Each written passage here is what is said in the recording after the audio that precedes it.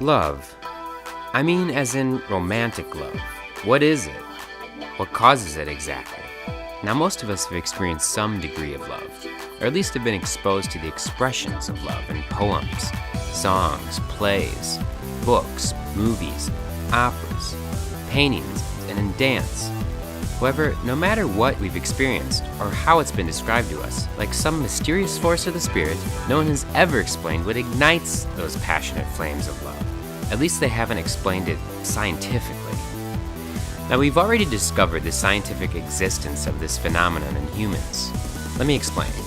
When we fall in love, part of our primitive brain, called the caudate nucleus, is switched on by dopamine, which is the neurotransmitter of craving and reward. And it's this unleashing of craving and reward in that particular part of the primitive brain that drives our desires to mate, or what we call falling in love. Just indulge me here for a second. Let's call this particular region of the primitive brain the target, and the dopamine that strikes that target, let's call eros. Okay, are you with me so far?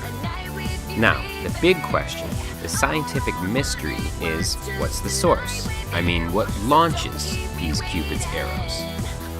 However, surprisingly enough, in some animals, the origin of Cupid's arrow is right in front of our nose, or their nose, so to speak. I know, trust me. I'm going somewhere really cool with this. Where was I? Oh yeah, it's a potential mate's pheromones that drives another animal's desire to mate. You see, located in their nose is a very unique pheromone receptor gland called the vomeronasal organ. It is this gland where the pheromone binds with its own specific receptor. It is immediately linked to the TRP2 protein that converts to a neurochemical signal, directly resulting in their launching of Cupid's arrow. And the result is immediate. As I said, we humans, contrary to what perfume companies would lead you to believe, we humans do not possess this unique gland that reacts to pheromones. We used to have it, but evolution has reduced it to a vestigial duct. So, not unlike our appendix or our tonsils, it's now an outdated, almost useless remnant of our instinctual ancestors. Then what does our overdeveloped brain do to launch that dopamine-tipped arrow of love? Could the trigger be a particular way our potential mate walks or talks? A dress, a car, a song, or their money? A certain smile, or the color of their hair? But as we all know, it's not every day that one falls madly in love, or that special person falls madly in love with you.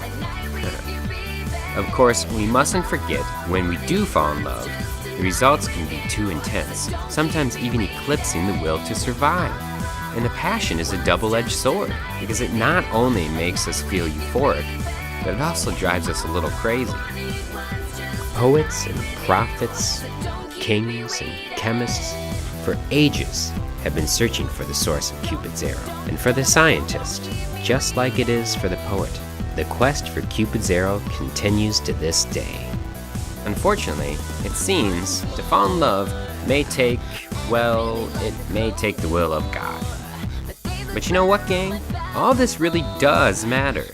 I mean, whether we are here in the city or out in the jungle with our ancestors, if somehow Cupid smiles upon us and shoots his arrow through our heart and we find ourselves driven to one another and we survive the journey, we get the reward.